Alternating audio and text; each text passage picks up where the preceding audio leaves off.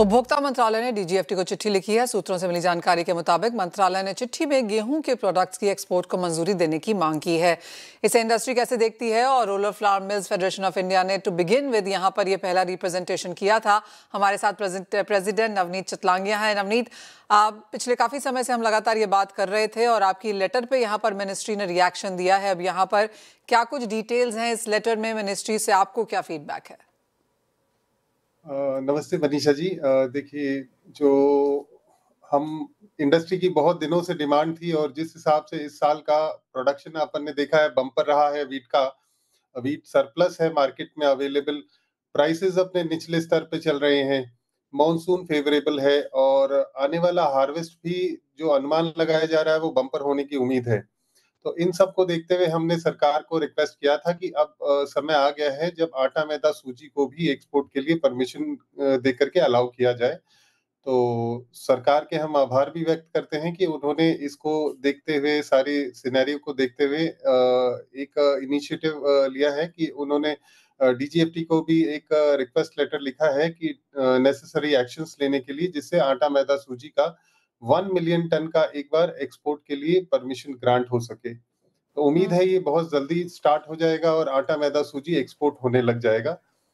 जो इंडिया का एक ट्रेडिशनल आटा का मार्केट था, जो 2-3 सालों से बंद हो गया था, दूसरे कंट्रीज उसका फायदा उठा रहे थे, वो कहीं न कहीं हम वापस रिक्लेम कर पाएँगे। तो सरकार की भी पहल जो दिख रही है प्रोडक्शंस वगैरह को देख करके, तो सरकार भी अब चाह रही है कि वापस से वो नॉर्मलसी की तरफ चले जाए और इंडिया वापस से अपना एक्सपोर्ट्स है उसको खोल दे। एब्सोल्युटली। नवनीत, एक्चुअली मेरा अगला सवाल आपसे यही था कि क्योंकि हमने 2022 से यहाँ पर एक्सपोर्ट नहीं किया है, ऑलमोस्ट 3 एक साल यहाँ पर होने को आए हैं, बाकी कौन सी कंट्रीज ने यहाँ पर इस मार्केट को या इस गैप को फिल किया है? देखिए, इस गैप को जो फिल किया है वो अपने नेबरिंग कंट्रीज हैं, जैसे नेपाल है, बांग्लादेश है, पाकिस्तान है और कई सारी एमएनसीज ने अपने प्लांट्स मिडल ईस्ट में लगा लिए थे और कनाडा जैसे देशों में लगा लिए थे आटा का प्लांट वगैरह। तो वो लोग वहां से केटर करने लग गए थे आटा की डिमांड को। लेकिन आपको बताऊं, जो इंडिया का आटा है उसका एक ऑथेंटिक अरोमा है, फ्लेवर है, जिसके कारण इंडियन आटा इंडियन डायस्पोरा को तो पसंद है ही है, उसके अलावा जो विदेशी लोग हैं उनको भी बहुत पसंद है। तो कहीं न कहीं हम बड़े आराम से, अब इसको टाइम तो थोड़ा-सा लगेगा लेकिन हम वापस अपने मार्केट को रिक्लेम कर पाएँगे। नवनीत, साथ ही साथ इंटरनेशनल मार्केट्स में किस तरह की कॉम्पिटिटिवनेस देखते हैं आप भारतीय आटे के लिए? देखिए, इंटरनेशनल मार्केट डेफिनिटली बताऊँगा कि व्हीट के लो हैं इंडिया के कंपैरिज़न में, क्योंकि इंडिया में एमएसपी से हम प्राइसिंग को गवर्न कर पाते हैं। लेकिन ये ज़रूर है कि फ्लेवर की जहाँ तक बात आती है, वहाँ पे इंडियन डायस्पोरा को तो इंडियन आटा ही पहले सूट करता है, तो ऐसी कोई प्राइसिंग वाली इश्यू नहीं आनी चाहिए। थोड़ा-सा वो 3 साल का जो गैप हो गया, उस कारण से रूम बनाने में हमारे को थोड़ी-सी तकलीफ ज़रूर हो सकती है। तो ग्रेजुअली अगर आप देखेंगे कि भई 2, 4, 6 महीने में वो हम वापस से मार्केट अपना रिक्लेम कर पाएँगे। और नवनीत, आप कहेंगे ये बहुत जल्दी डिसीजन लिया जाना चाहिए, क्योंकि जिस तरह की फसल हमने लास्ट ईयर देखी है 117, इस साल 119, सरकार का बफर स्टॉक यहाँ पर अच्छा खासा है, इन सब हाई नंबर्स के चलते जितनी जल्दी ये आए उतना बेहतर।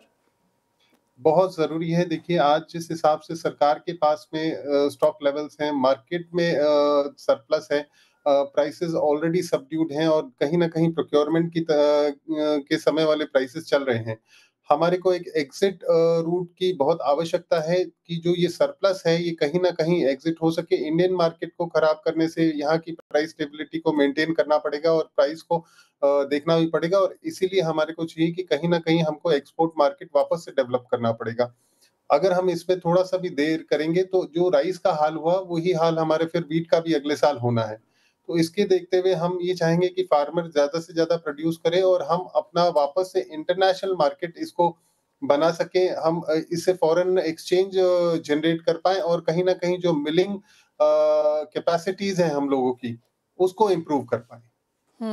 नवनीत, साथ ही साथ किस तरह के प्राइसेस फिलहाल हम देख रहे हैं आटे के लिहाज से, क्योंकि अगर हम पिछले 3 साल का यहाँ पर एमएसपी देखें तो वहाँ पर लगातार तेजी है, लेकिन अगर हम ऑन ग्राउंड आटे के प्राइसेस देखें उसमें शायद उस तरह की तेजी नहीं आई है।